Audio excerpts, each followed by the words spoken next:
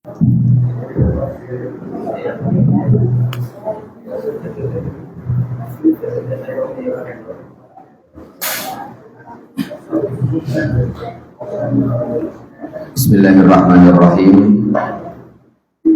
Assalamualaikum warahmatullahi wabarakatuh. Innal hamdalillah nahmaduhu wa nasta'inuhu wa nastaghfiruh wa na'udzu billahi min syururi anfusina wa min sayyiati a'malina. Man yahdihillahu fala mudilla lahu wa man yudlil fala hadiya lahu. Asyhadu an la ilaha illallah wahdahu la syarika lahu wa asyhadu anna sayyidana Muhammadan abduhu wa rasuluh.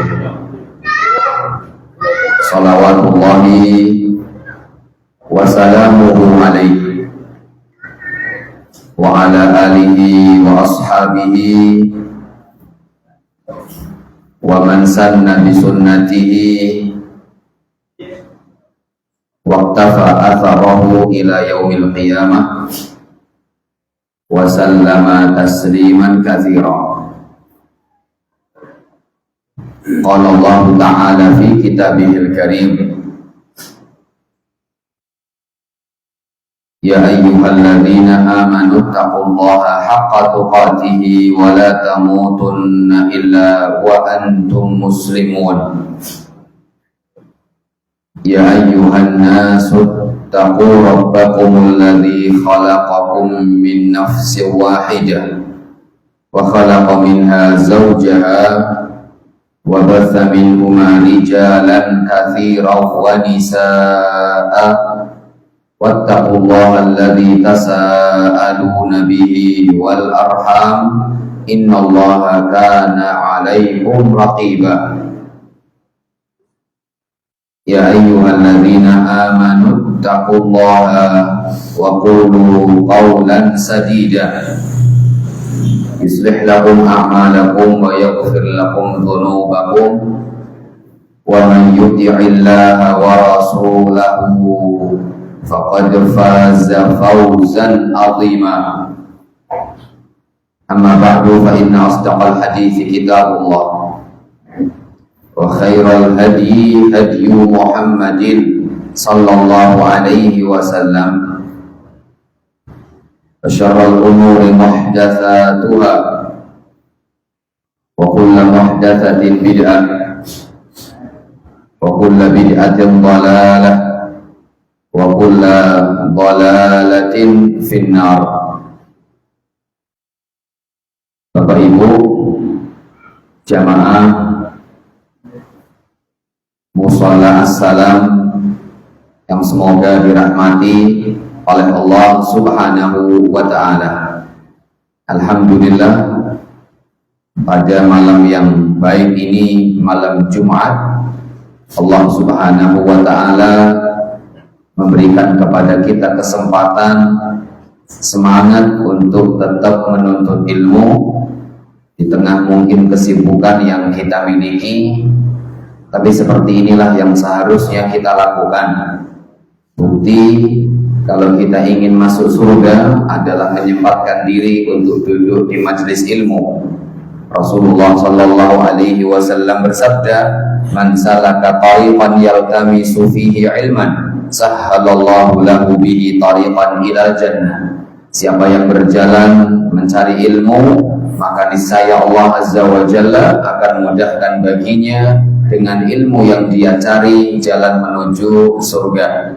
Semoga Allah Subhanahu wa Ta'ala memberikan kepada kita semua kemudahan jalan untuk bisa sampai ke tujuan kita bersama, yaitu surga Allah Subhanahu wa Ta'ala. Bapak Ibu jamaah sidang salat Maghrib dan juga Isya Musalla As-Salam yang semoga dirahmati oleh Allah, pada kesempatan yang singkat ini kita akan membahas insya Allah 2 bab yang telah ditulis oleh Al-Imam Muhammad bin Shalih Al-Utsaimin rahimahullah ta'ala. Kita akan belajar tentang rukun Islam, dan kita akan belajar tentang fondasi akidah yang benar. Insya Allah 2 bab, semoga bisa dimudahkan oleh Allah Subhanahu wa ta'ala. Bapak Ibu, kita masuk bab yang pertama yang kita akan baca pada sore hari ini. Bab yang mungkin insya Allah panjenengan sudah sangat hafal di luar kepala. Kalau melindur saja insya Allah jenengan bisa jawab. Tidur, dibangunin, masih ngantuk, nyawa belum komplit, ditanya tentang ini insya Allah bisa jawab dan gak mungkin kembali, karena sudah sangat nempel pembahasannya. Tapi kiranya perlu untuk diingatkan beberapa hal yang mungkin penting, karena apa yang kita ketahui kemarin kemudian kita baca kembali, bisa jadi kita akan mendapatkan faedah yang kita tidak dapatkan pada yang kemarin kita baca. Indahnya Islam Bapak Ibu, dan indahnya apa yang ditulis oleh para ulama. Saya ulangi, indahnya Al-Quran, indahnya hadis Nabi Muhammad SAW, dan indahnya penjelasan yang telah disampaikan oleh para ulama.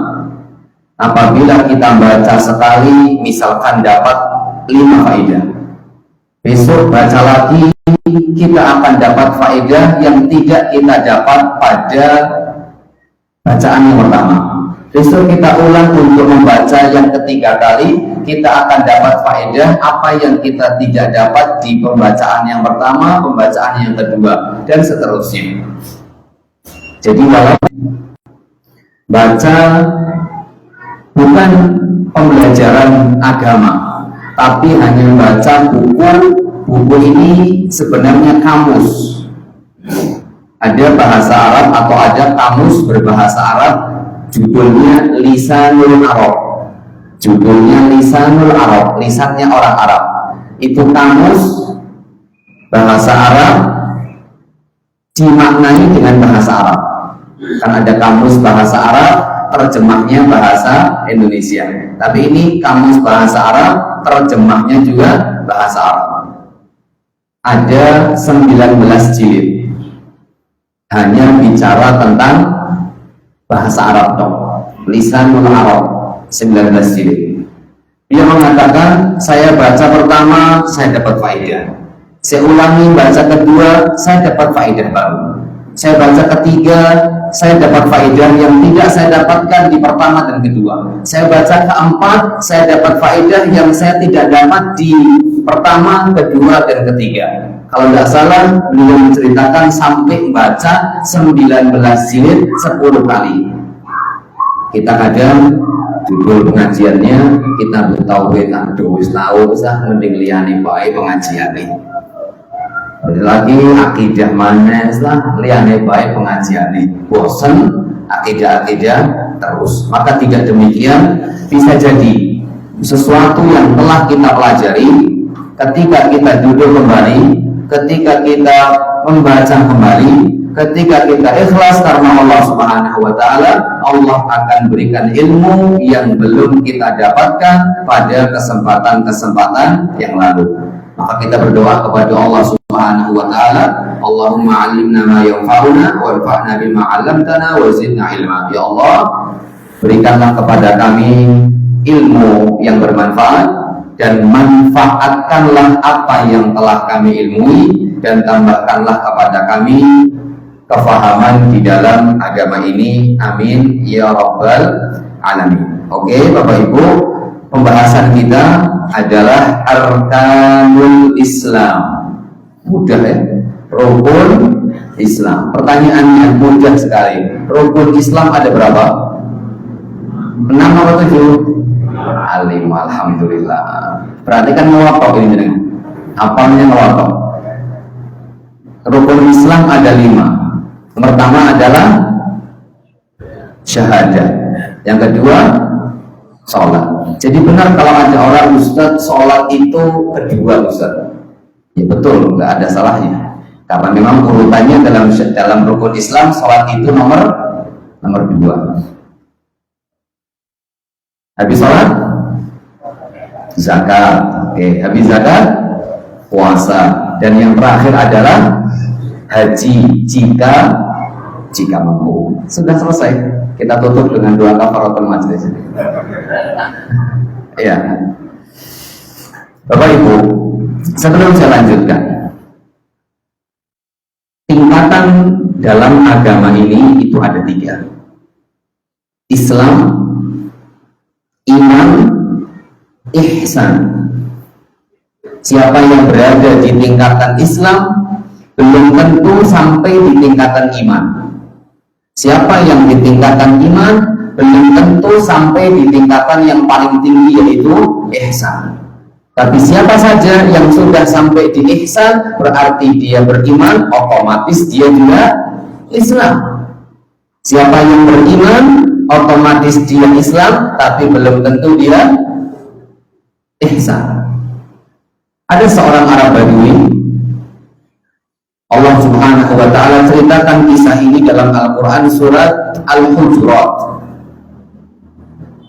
Arab Badui datang ke Rasulullah Sallallahu Alaihi Wasallam. Mereka mengatakan, amanna, wahai Muhammad, kami telah beriman. Setelah itu Allah Subhanahu wa ta'ala turunkan ayat. Allah Ta'ala sampaikan kepada Nabi Muhammad Sallallahu Alaihi Wasallam agar Nabi Muhammad menyampaikan kepada mereka, qulu aslamna. Jangan kalian mengatakan saya beriman, tapi ucapkanlah saya telah Islam, karena iman belum masuk ke dalam hati kalian semua. Maka di sini ayat ini menunjukkan bahwa derajat Islam, derajat iman adalah derajat yang berbeda. Orang yang Islam belum tentu beriman, tapi orang yang beriman otomatis Islam, dan seterusnya. Nah, insya Allah kita akan belajar tentang rukun dasar tingkatan beragama seseorang yang paling dasar, yaitu Islam, arkanul Islam. Kata beliau di sini, ususuhul lati yanbani 'alaiha wa hiya khamsah. Islam itu, Bapak Ibu, tiangnya ada 5, sebagaimana hadis atau sebagaimana yang tadi panjenengan sebutkan, dan itu sesuai dengan hadis yang diriwayatkan melalui sahabat Nabi Muhammad SAW yang bernama Abdullah ibnu Umar. Abdullah ibnu Umar ibnul Khattab. Beliau menceritakan bahwasanya Nabi Muhammad SAW bersabda, buniyal Islamu ala khamsatin.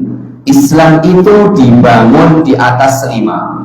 Tiangnya Islam itu ada 5. Pertama, ala ayyuwahidallah. Yang pertama adalah mengesahkan Allah Ta'ala.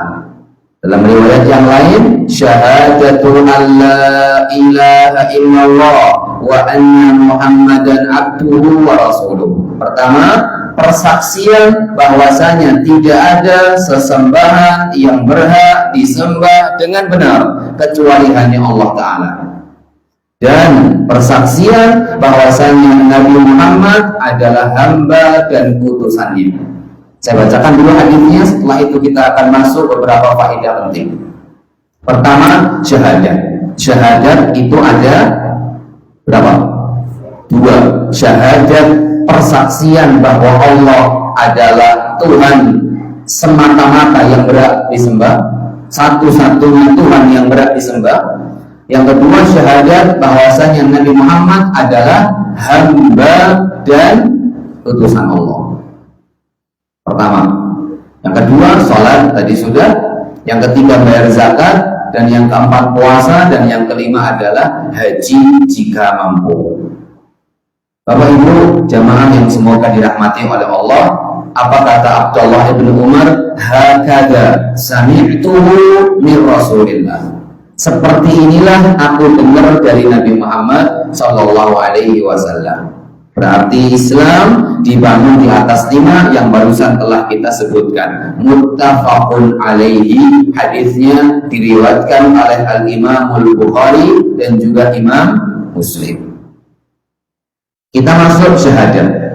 Kita nggak panjang lebar karena memang bukunya adalah Nubdzatun fil Aqidah, mengenal akidah dasar. Jadi kita akan belajar dasar dulu. Semoga yang hadir masya Allah bisa istiqomah, karena kita mulai dari dasar, kemudian nanti masih dasar lagi, kemudian nanti kalau sudah selesai kitab dasar yang kedua kita mulai naik sedikit dan seterusnya. Nanti pembahasannya akan semakin jelimet kalau sudah datang waktunya. Sekarang kita belajar yang dasar-dasar dulu. Bapak Ibu, pertama kita akan belajar tentang syahadatul alla ilaha illallah wa anna muhammadan abduhu wa rasuluh. Faedah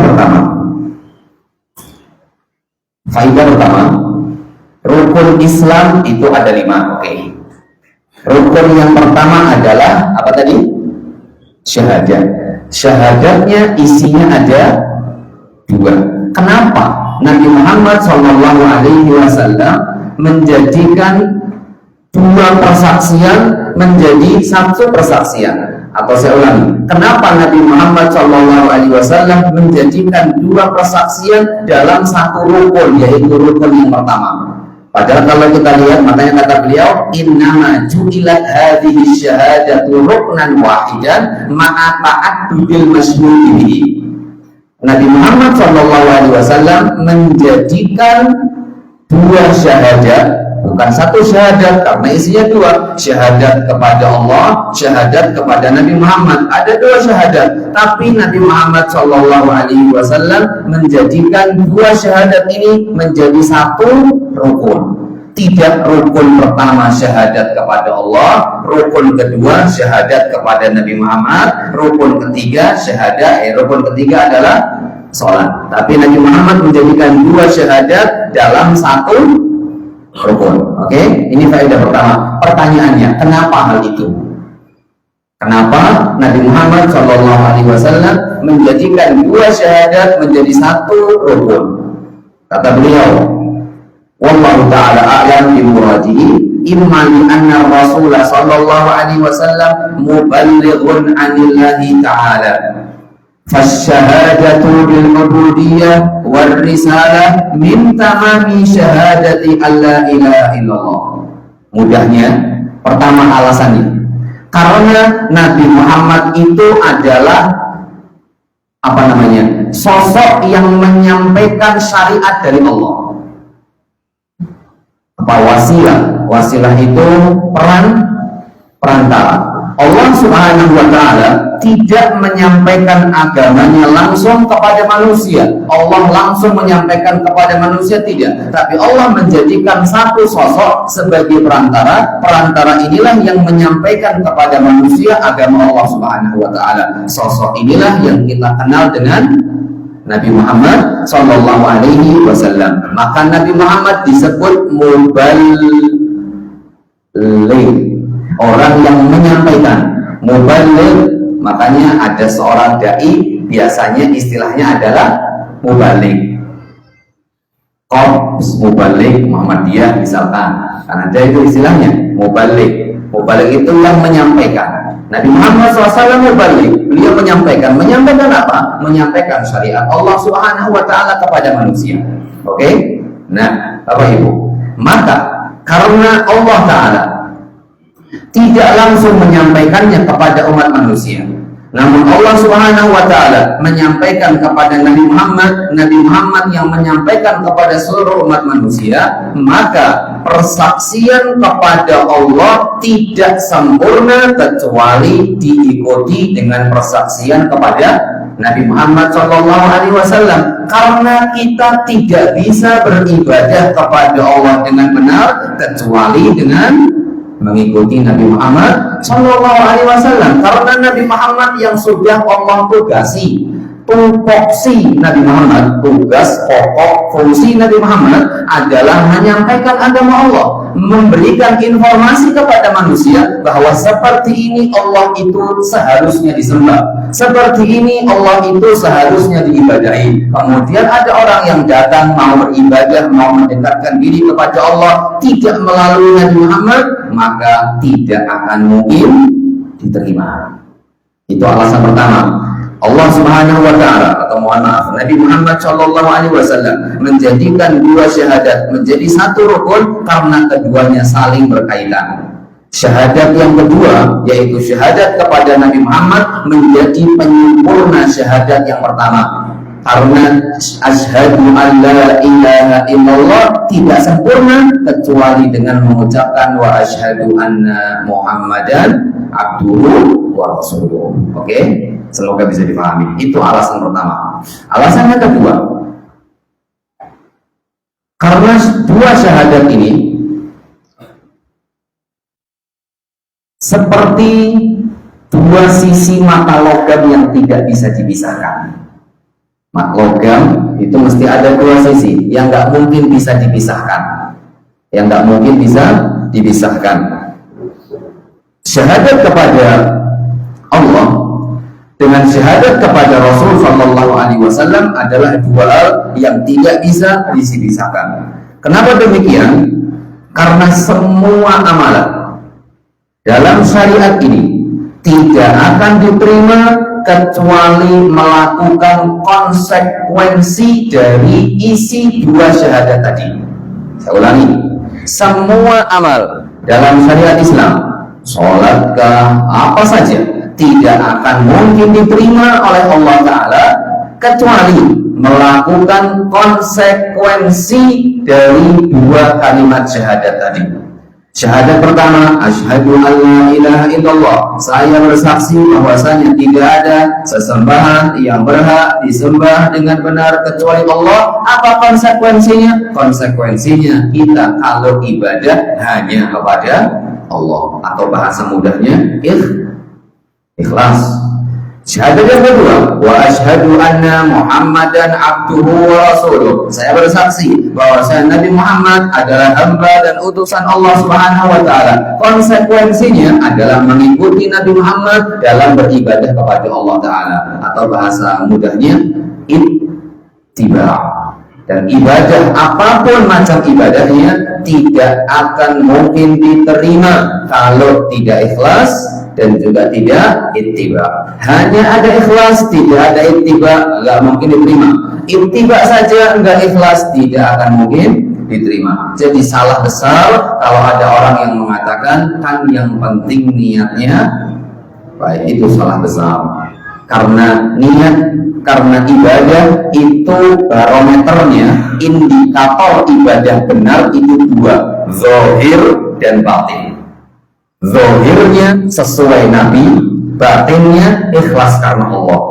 Kalau batinnya ikhlas karena Allah, sing penting niatnya api, tapi zahirnya tidak bagus, maka tetap saja tidak akan mungkin diterima. Ini alasan kedua kenapa Nabi Muhammad Sallallahu Alaihi Wasallam menggabungkan dalam satu rukun dua syahadat tadi. Karena pertama, Nabi Muhammad adalah penyampai wasilah dari Allah Subhanahu wa Ta'ala, dan tidak mungkin syahadat yang pertama sempurna kecuali dengan diikuti syahadat yang kedua. Alasan yang kedua adalah ibadah tidak akan mungkin diterima kecuali dengan mengerjakan konsekuensi dari dua syahadat tadi. Oke. Bapak Ibu jamaah yang semoga dirahmati oleh Allah Subhanahu wa Ta'ala. Orang kalau mengakui, benar-benar bersaksi asyhadu alla ilaha illallah, saya bersaksi bahwasanya tidak ada sesembahan yang berhak disembah dengan benar kecuali hanya Allah Subhanahu wa Ta'ala, dan dia mengakui bahwasanya Nabi Muhammad adalah hamba Allah dan utusan Allah yang berhak untuk diikuti dan tidak dikultuskan dengan berlebihan. Maka beliau menyebutkan di sini poin yang selanjutnya, buah di antara buah persaksian dengan dua syahadat tadi, tahrirul qalbi wan nafsi minar riqqi lil makhluqin. Orang kalau dalam hatinya hanya ada Allah Ta'ala, dia tidaklah berharap kecuali hanya kepada Allah. Dia tidaklah khawatir kecuali hanya kepada Allah. Dia tidaklah takut kecuali hanya kepada Allah. Tidak ada yang dia agungkan kecuali hanya Allah Subhanahu wa Ta'ala. Maka ini akan memberikan kebebasan hati dan jiwa dari belenggu manut tunduk sama manusia. Hatinya lembut, hatinya plong, karena dia hanya menggantungkan kepada Allah Subhanahu wa Ta'ala. Contoh, saya sering sampaikan, terkadang kita ini kecewa dan sakit hati sebenarnya bukan salah orang atau bukan salah orang lain, tapi salah kita sendiri yang terlalu menggantungkan orang lain. Kita kecewa sama orang lain, saya kecewa sama dia, ya boleh kita menyalahkan dia, tapi yang paling penting dan faktor terbesar kita salah dan kita kecewa karena kita terlalu besar menggantungkan harapan kita kepada dia. Makanya Allah Subhanahu wa Ta'ala, Bapak Ibu, bicara masalah menggantungkan hati, berharap, kita semua sepakat bahwa kita berharap hanya kepada Allah Subhanahu wa Ta'ala.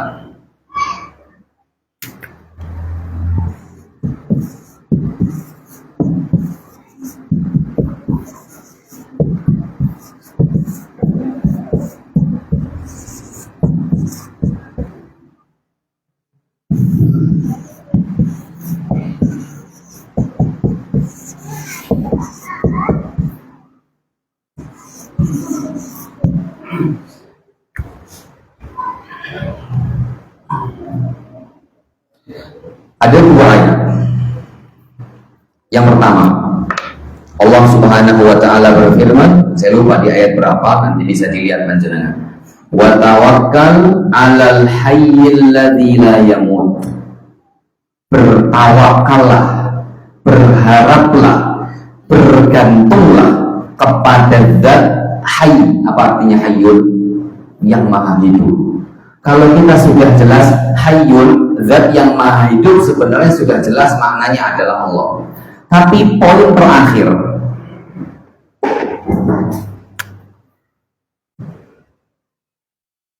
poin yang saya kotai ini menjadi penjelas inti dari kenapa kita perlu berharap kepada Allah Ta'ala. Allah Ta'ala berfirman, wa tawakkal 'alal hayyi, bertawakallah kepada Zat yang Maha Hidup. Bapak Ibu, kita sepakat Allah itu punya lebih dari 99 nama. Allah punya nama apa saja? Silahkan sebutin contoh satu. Ar-Rahman, apa lagi? Al-Muhaimin, Al-Mu'min, dan seterusnya. Bismillah. Dan Allah bisa saja menyebutkan dalam ayat ini tentang perintah untuk tawakal dengan menyebutkan nama selain Al-Hayyu. Allah bisa. Contoh, wa tawakkal 'ala Rahman, bisa saja Allah demikian.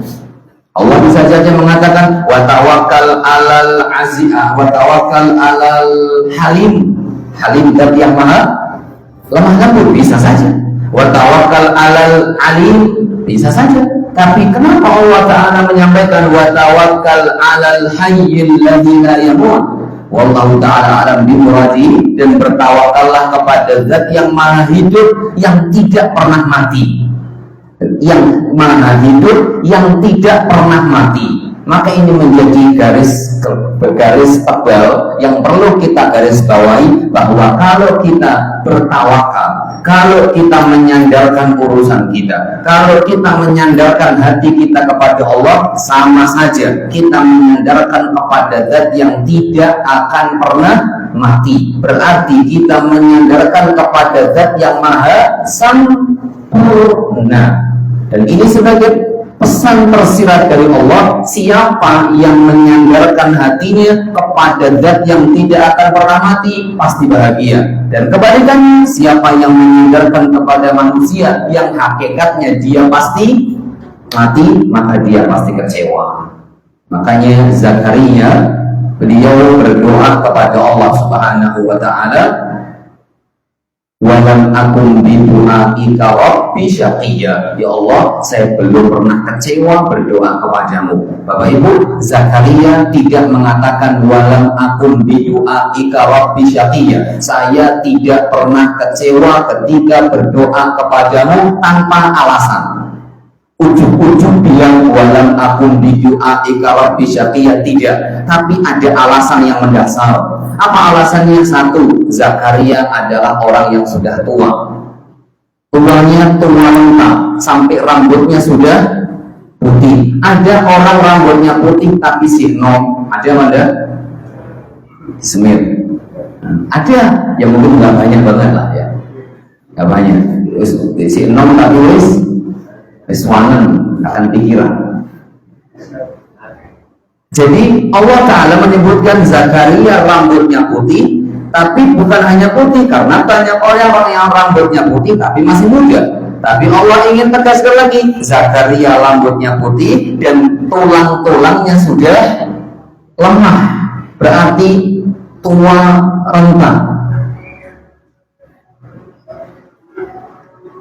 Cepat sekali, sudah mau maaf. Yang kedua, istrinya tidak bisa punya anak. Istrinya, mohon maaf, mandul, nggak punya anak. Zakarianya sudah tua, istrinya juga sudah mandul.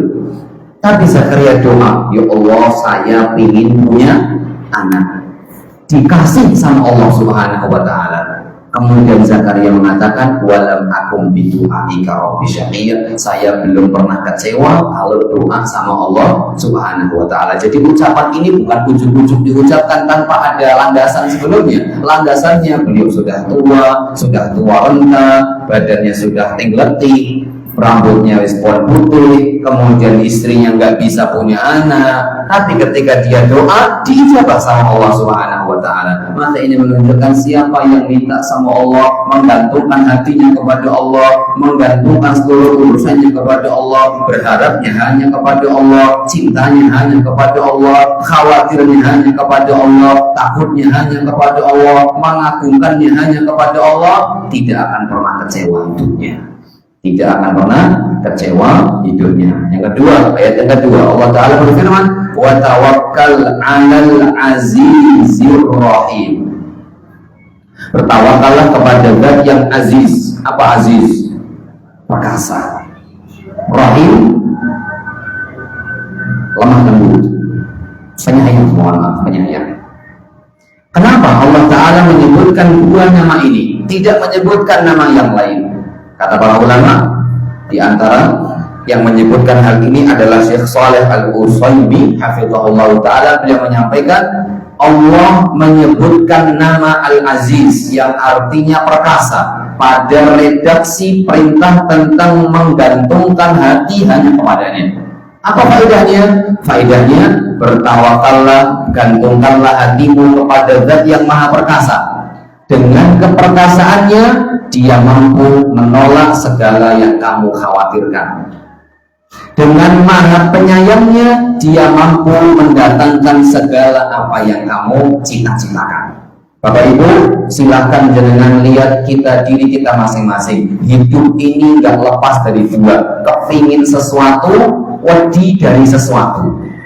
Pingin sugih, wedi apa lagi? Dan seterusnya bisa diisi lah ya. Pingin sehat, wedi meriah, dan seterusnya. Dengan kemahaperkasaannya Allah mampu untuk menghalang setiap apa yang kita khawatirkan. Ya Allah, saya takut A, B, C, D, E. Allah Maha Perkasa, Allah mampu untuk mencegahnya, menjaga kita dari hal tersebut. Enteng bagi Allah Subhanahu wa Ta'ala. Dan dengan maha kasih sayang Allah, Allah mampu mendatangkan apa yang kita inginkan. Maka sekali lagi, orang yang benar-benar mengaplikasikan syahadatnya dalam kehidupan sehari-hari, menjadikan hatinya bebas, hatinya plong, hatinya legowo, hatinya tenang dengan apa yang Allah Ta'ala berikan kepadanya. Kemudian kita masuk yang kedua, atau sebelum masuk ke rukun yang kedua, saya ingin sebutkan 3 dalil. Ini satu di antara yang menunjukkan kalau orang menggantungkan kepada Allah tenang hidupnya. Saya ingin sebutkan 3 lagi, mungkin gak cukup, insya Allah sisanya besok. Rukun kedua, rukun ketiga mungkin kalau gak cukup besok insya Allah. Yang pertama, hadis Rasulullah Sallallahu Alaihi Wasallam. Rasulullah Sallallahu Alaihi Wasallam pernah bersabda, dari Abu Hurairah radhiyallahu taala anhu, beliau cerita, Nabi Muhammad pernah cerita, beliau bersabda, ta'isa abdud dinar wad dirham wal qatifah wal khamisah. Sungguh celaka, sungguh sengsara hidup hamba dinar, karena mata uang yang dipakai di Saudi adalah di Arab saat itu adalah dinar. Kalau kita mudahnya, sungguh binasa, sungguh celaka, sungguh sengsara hidup hamba-hamba rupiah. Jadi para penghamba rupiah ini dikabarkan sama Nabi Muhammad sengsara hidupnya, walaupun rupiahnya banyak. Sungguh sengsara hidup para hamba dirham, sungguh sengsara hidup hamba qatifah. Khamisah itu nama kain, jenis kain yang bagus. Jadi menunjuk, kalau dinar dirham menunjukkan duit, kalau qatifah khamisah menunjukkan pakaian, ya materi lah, harta yang selain duit. Kenapa mereka dikatakan sama Nabi Muhammad sengsara? Karena mereka menjadikan barometer kebahagiaannya kalau punya duit bahagia, kalau tidak punya duit sengsara. Makanya Rasul mengatakan, in u'tiya radi wa illam yu'ta lam yarda. Kalau dikasih duit sama Allah, punya duit banyak, dia senang. Tapi kalau tidak punya duit, dia nggak ridho sama Allah Subhanahu wa Ta'ala. Ya tidak menutup kemungkinan kita kalau nggak punya duit, ya momen juga sama. Cuman beda, orang yang nggak punya duit tapi masih punya Allah Subhanahu wa Ta'ala. Allah Subhanahu wa Ta'ala berfirman, saya lupa di surat apa, in takunu ta'lamun fa innahum ya'lamun kama ta'lamun. Ada seorang ustaz dulu ketika sedang ceramah di video 8 tahun yang lalu, mungkin masih di Mojokerto dulu, sedang biasa diambil video singkat. Ustadz ini menyampaikan ayat ini sampai di akhir ayat, beliau berhenti kemudian wafat.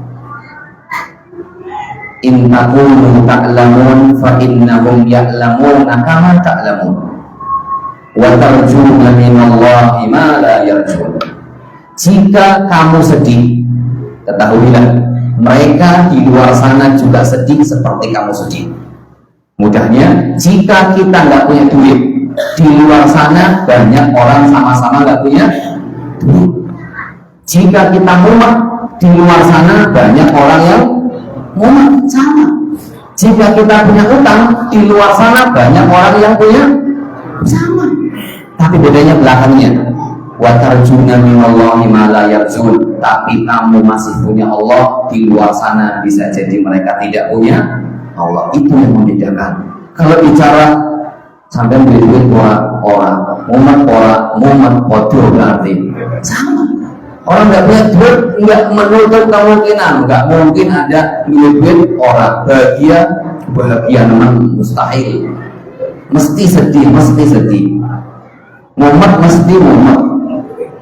Tapi bedanya mumetnya orang yang punya Allah beda sama mumetnya orang yang tidak punya Allah Subhanahu wa ta'ala. Makanya ini kata Nabi Muhammad sallallahu alaihi wasallam. Selanjutnya kata para ulama,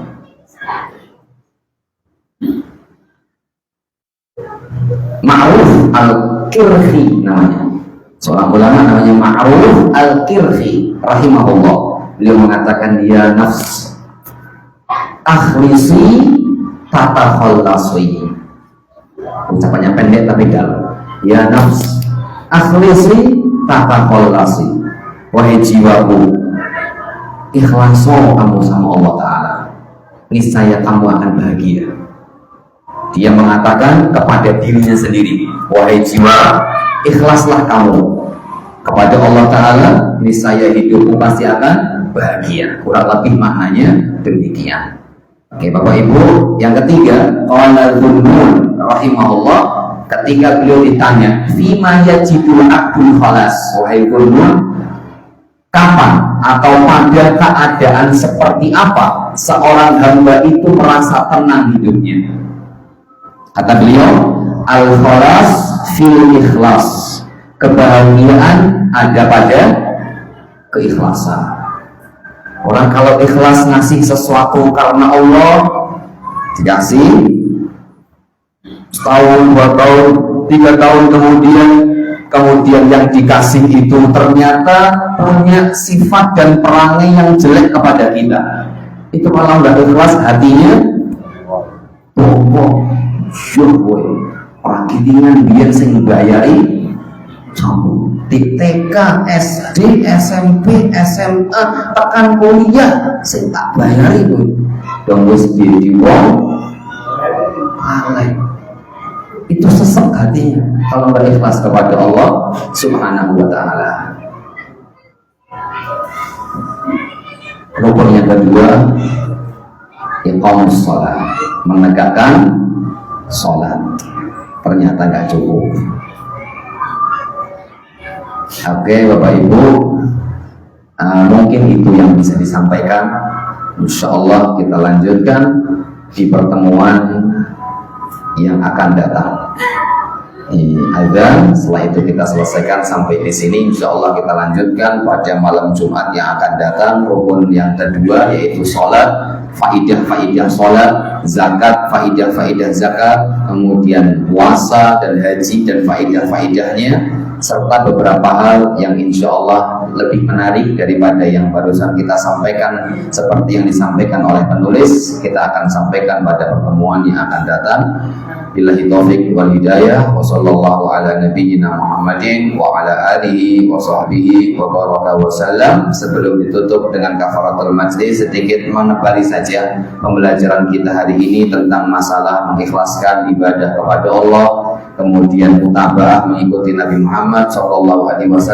Maka pesannya adalah siapa yang benar-benar Allah dijadikan orientasinya, tujuan utamanya, maka kebahagiaan pasti akan bersama orang tersebut dan kebalikannya. Subhanakallahumma bihamdik, asyhadu an la ilaha illa anta, astaghfiruka wa atubu ilaik. Assalamualaikum warahmatullahi wabarakatuh.